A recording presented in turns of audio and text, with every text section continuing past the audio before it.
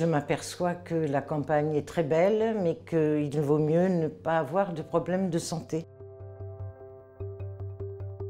C'est chercher un médecin à 10 km à la ronde, c'est attendre une journée pour qu'il passe vous voir, c'est ne pas avoir de rendez-vous avant 3 ou 4 semaines parfois, ne pas avoir de transport en commun, ne pas avoir de voiture. Puis il y a cette carte administrative qui répartit mal les choses, les hôpitaux, les médecins, enfin, je trouve que c'est un maquis administratif qui retarde aussi l'installation des médecins à la campagne. Il fut un temps où il y avait le médecin rural, le médecin de famille, dans les petites ou les moyennes villes et à la campagne, et qui était complètement dévoué à son métier parce qu'il avait une vraie vocation, parce qu'il vivait avec les personnes qui le consultaient.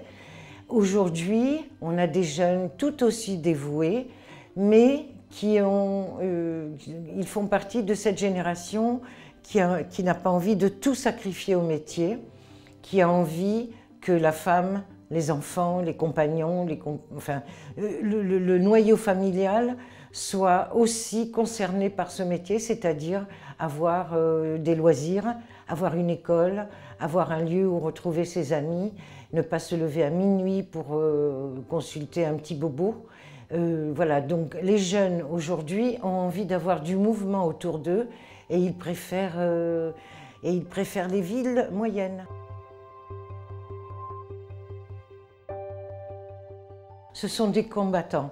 Ils ont décidé de s'installer, ils ont choisi de s'installer, mais au prix d'une grande fatigue, au prix de luttes politiciennes, parce qu'il y a des communes qui vont mettre beaucoup d'argent pour attirer un médecin, d'autres qui n'en ont pas, et tout le reste vient avec la politique, enfin voilà.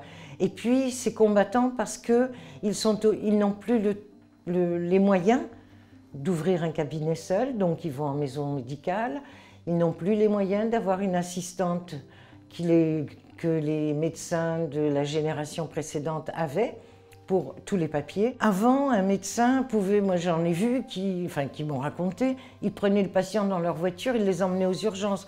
Aujourd'hui, il faut passer par le taxi, par l'ambulance, par l'hôpital. Voilà, c'est toute cette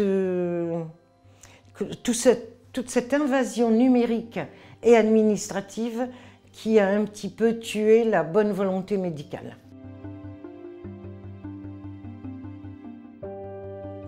Ils offrent d'abord une aide à l'installation qui est officielle, qui est autour entre 20 et 50 000 € au moment de l'installation. Il y en a qui bénéficient, selon la commune, d'une aide au logement, d'une voiture de fonction, d'autres cadeaux. Il y en a aussi qui ne bénéficient de rien du tout, qui se débrouillent, et ceux-là choisissent plutôt d'aller vers les moyennes villes. Le problème des maires, c'est qu'ils ont souvent de la bonne volonté, c'est que souvent il leur manque les moyens et que la commune d'à côté, voilà, après on rentre dans les luttes intestines, les querelles des chapelles, et c'est pas, voilà, mais ce sont les médecins qui en pâtissent, et surtout les patients.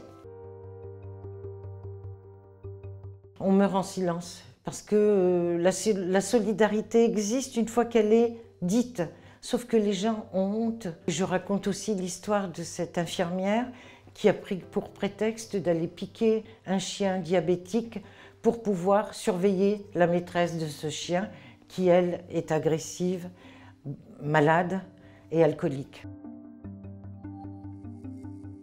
Un médecin peut voir des patients à travers un écran, mais à un moment, il faut qu'il les touche, qu'il les sente, qu'il leur parle, qu'il les regarde, parce que la peau, parce que l'odeur, parce que plein de choses entrent dans le diagnostic. Alors la télémédecine, oui, pour des bobos et des personnes isolées, mais pour la généraliser, non, je crois que ce ne sera pas possible. Je raconte l'histoire d'un médecin syrien qui est venu s'installer dans une campagne et tout est formidable pour lui, il est hyper bien intégré. Le seul problème, c'est que ce sont eux, les médecins étrangers, qui parfois ne se sentent pas à la hauteur, comprennent l'isolement qui va être le leur et s'en vont. Mais c'est vrai que les patients ne font pas la différence. Je ne parle pas des xénophobes qui sont à tous les étages, mais ce n'est pas la généralité. Le désert médical, pour moi, est avant tout un désert social, parce que si les jeunes médecins ne viennent pas dans les petites villes ou dans les campagnes, c'est parce qu'il n'y a pas de loisirs, c'est parce qu'il n'y a pas d'école, c'est parce qu'il n'y a pas de travail pour leur compagne ou pour le partenaire, c'est parce qu'il n'y a pas de lieu convivial. Avant, le médecin passait boire un verre avec ses patients, il passait à la boulangerie, il les croisait. Là, aujourd'hui, c'est fini. Donc, je pense que si on veut...